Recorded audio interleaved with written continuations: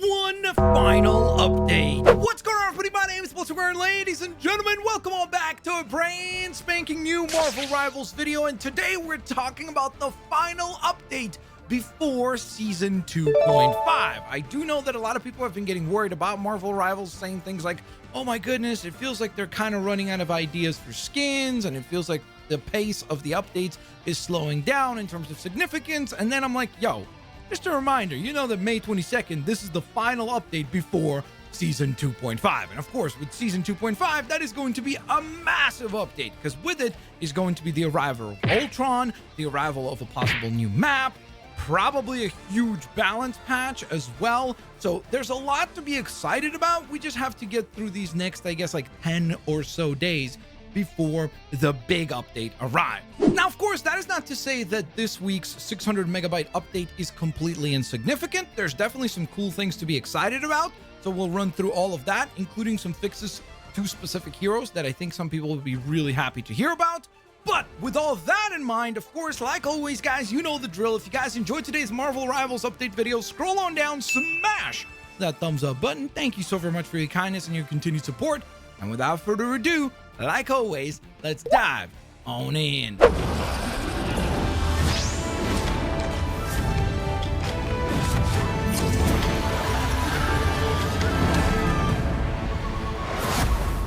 I call forth the dragon. So yes, we begin with the Immortal Sovereign bundle for Scarlet Witch, which has been confirmed to be a legendary skin, so expect to cough up around 2,200 units when you go ahead and purchase this one and add it to your collections. I think on one hand, that is definitely exciting for Scarlet Witch players, just in the sense that, hey, you get yourself a legendary skin for Scarlet, because she doesn't have one yet.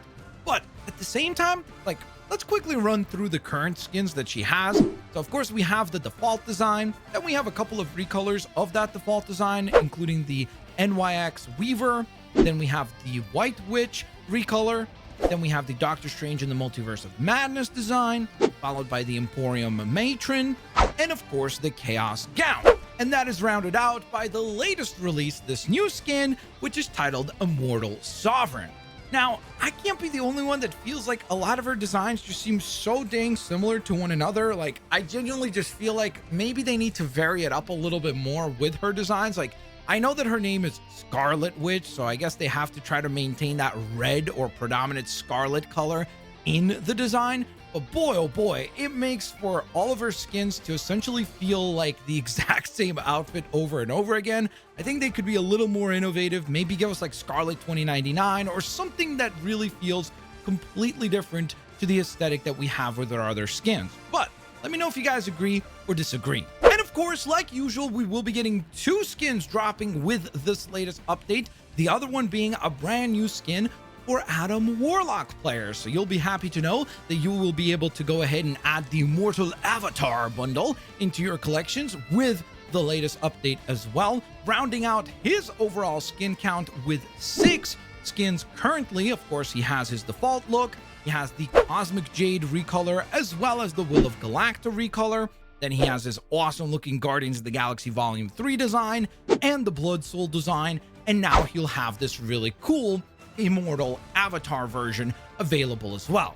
Now, as of the time of this recording, we don't know whether or not this is a legendary skin or not. I'm kind of guessing it might be, but I guess we'll see. Usually they don't drop 2 legendary skins together, so I'd be surprised if it was a legendary skin. It does look really cool from the images that were shared so far, so hopefully he will be sporting a really fantastic MVP screen to go along with him.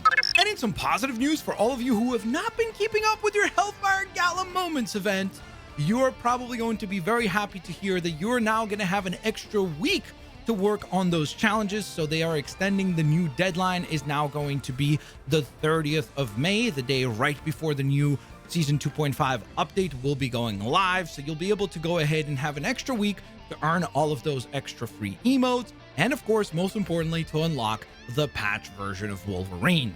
There are a couple of new features that will be coming along with this new update. They are going to be streamlining the store to where now the first 2 pages are now going to be completely dedicated to new arrivals and recommended skins.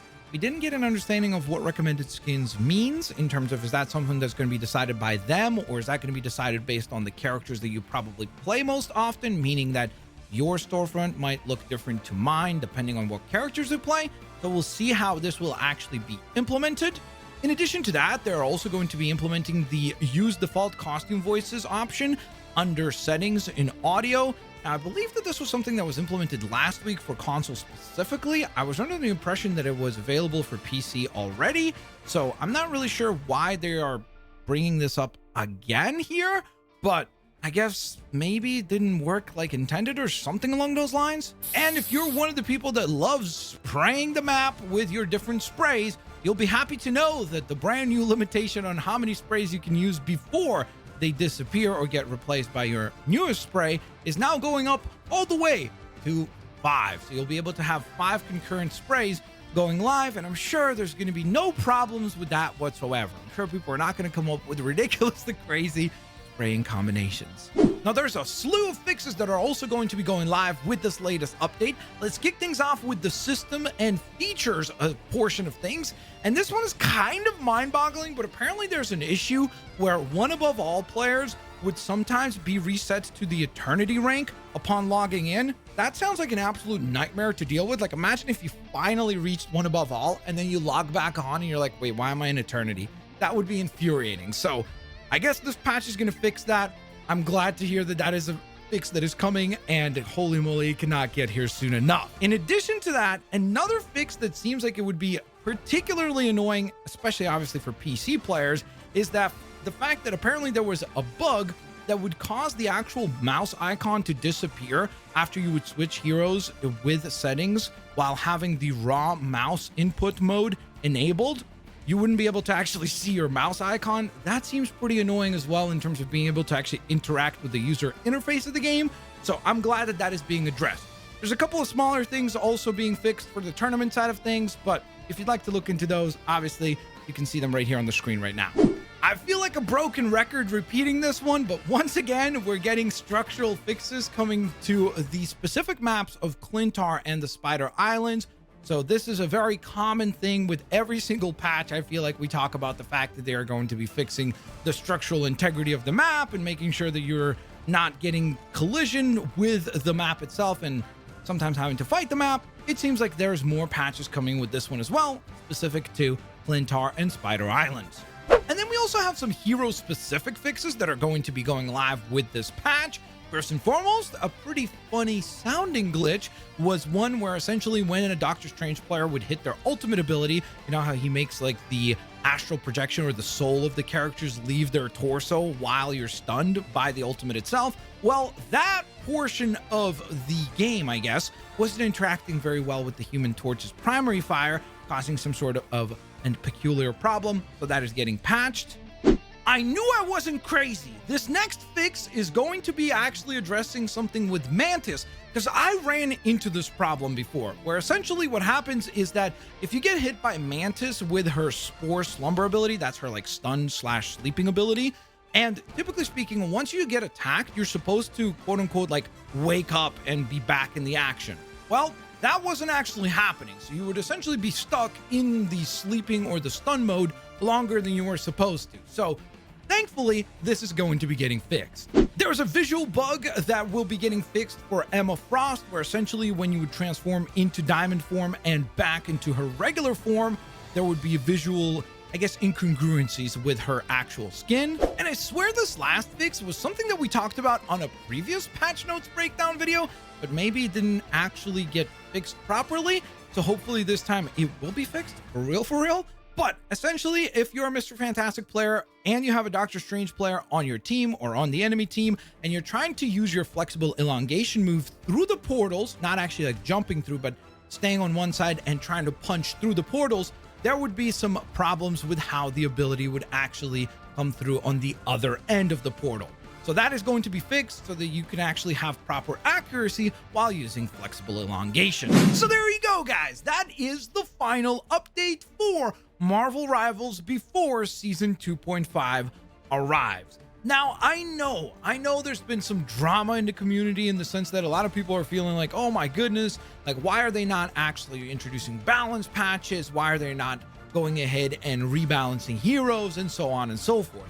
And I would say to that, that is exactly what they've told us to begin with. They've said multiple times that they really want to save any sort of serious balance changes for the mid-season and the new season update, which means the change is on the way. Now, I don't know if a lot of you guys will be happy with the change that arrives, just because, again, we don't even know what balance updates we can expect with this Season 2.5 update. We know that there will be a lot of them because the previous season updates or mid-season updates, we got a lot of changes. So there's a lot to look forward to, I guess. Again, I'm just curious to see how the community receives those changes. Of course, in addition to that, we know that we've got the arrival of Ultron. He'll probably arrive with his Extron skin as well, so that'll be really exciting. Hopefully we do get the rumored Araco map being added as well, so we have a brand new map to play on. So there's a lot to be excited for with Marvel Rivals, and I would say that this is kind of the calm before the storm. You know, like this is the final update